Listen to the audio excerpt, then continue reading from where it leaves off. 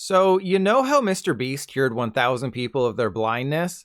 Inspired by that, I offered a similar service to humanity and cured 1,000 women of their virginity. But if I had a choice between doing that again or playing Guitar Hero for the first time again, I'd choose Guitar Hero. Way back in 2005 when I was a junior pilot and your mother didn't know what the Mile High Club was yet, a little game called Guitar Hero released for PlayStation 2. After reading a 9 out of 10 review in a gaming magazine, yes, that's how old I am, I knew I had to have it. Gimmicky peripherals have always existed throughout video game history, including iToy for PS2 and whatever the hell that Tony Hawk skateboard was. The difference with Guitar Hero is that you didn't look like a complete idiot using it, and the song selection was absolutely amazing. So just like when I provided that selfless service to those 1,000 women, I got in there before anybody else and purchased Guitar Hero on day one. Yes, you can thank me in the comments for helping to make the franchise so popular. Obviously, there was a learning curve. Holding down buttons and strumming was a foreign concept. I had gotten so used to having a controller in my hands, everything within finger's length. I started out on easy with just 3 buttons and struggled for the first couple of days. But just like a foot, I eventually worked my way down and was fingering those 5 digits like a madman. Personally, I think the soundtrack in the original Guitar Hero is the best of the entire franchise.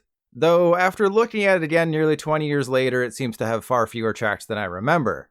But I can't tell you how many times I played Fat Lip, or how Stellar by Incubus is the first song I ever beat on Expert. And they also had classics like Godzilla, Bark at the Moon, and Smoke on the Water, all of which I played until my fingers cramped. While kids these days may connect Guitar Hero with Activision, the biggest brained of you know that the first game was developed by Harmonix and published by Red Octane.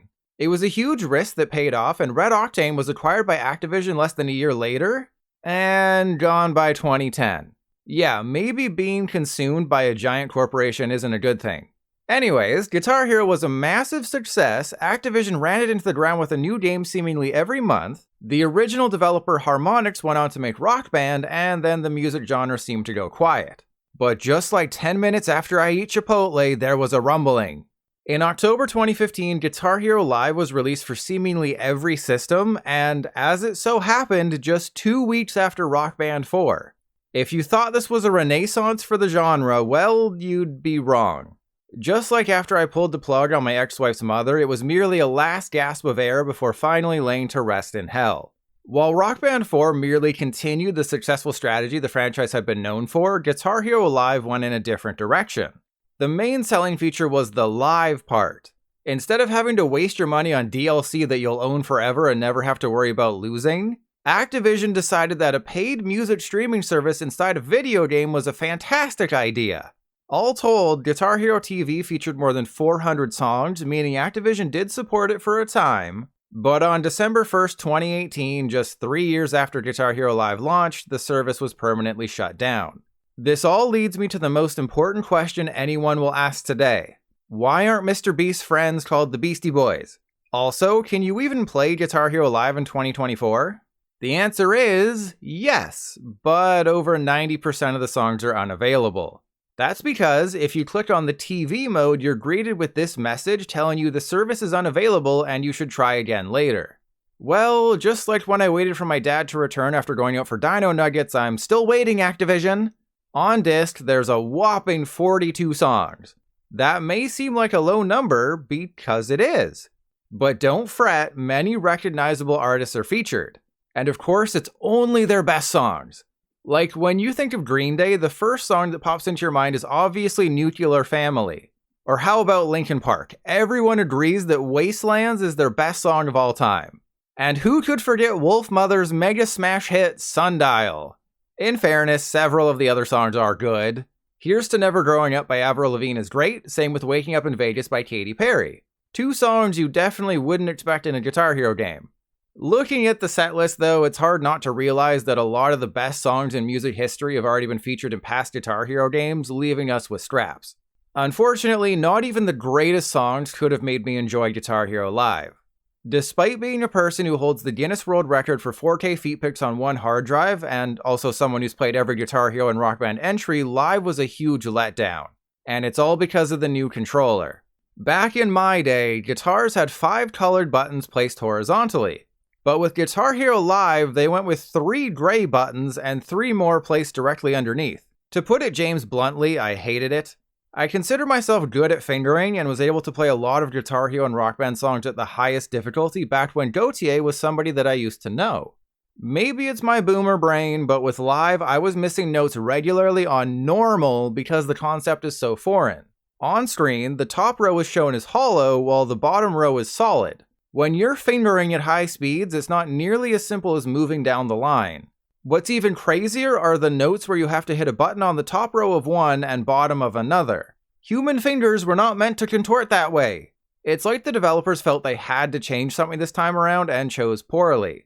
Even after several hours, I just couldn't find a rhythm and never really progressed past normal. The other major change is the fact that these are live performances. Now this is an awesome change.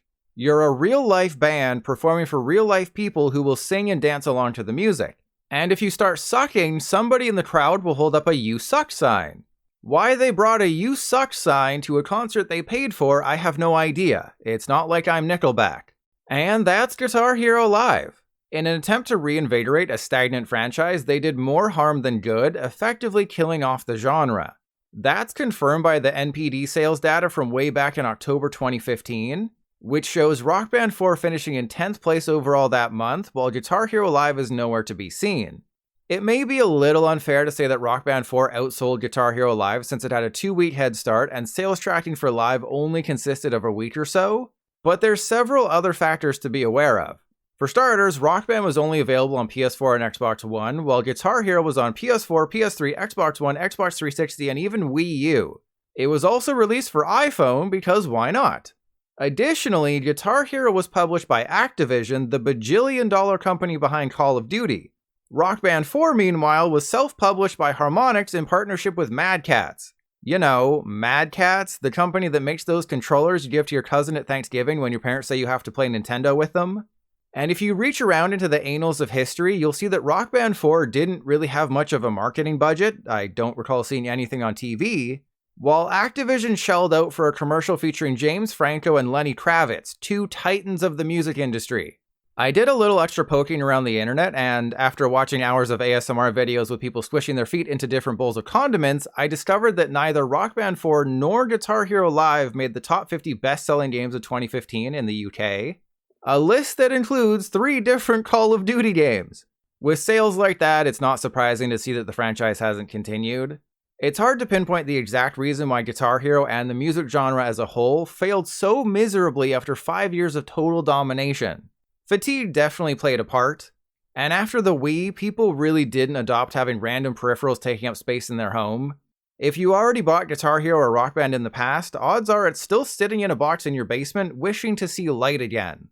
There's no real incentive to shell out $100 for more plastic instruments you use for a month. And the gameplay pretty much hit its peak with the original Rock Band, meaning it came down to the songs. I don't know if you've been paying attention to modern music, but it's all Baby Shark and Taylor Swift, meaning there's only a limited catalog of classics to dive into. As for the lasting appeal of each franchise, it's easy to see that Rock Band 4 absolutely disseminated Guitar Hero Live. While Guitar Hero gave up and can be bought on eBay for less than a bottle of imported foot lotion, Rock Band 4 costs as much as a case of imported foot lotion. So if you want to properly revisit the music genre on modern consoles, be prepared to sell all of your bodily fluids to a guy named Greg in an alley behind Home Depot. So to answer the question in the title, yes, you can still play Guitar Hero Live in 2024. You just can't, play 90% of the songs.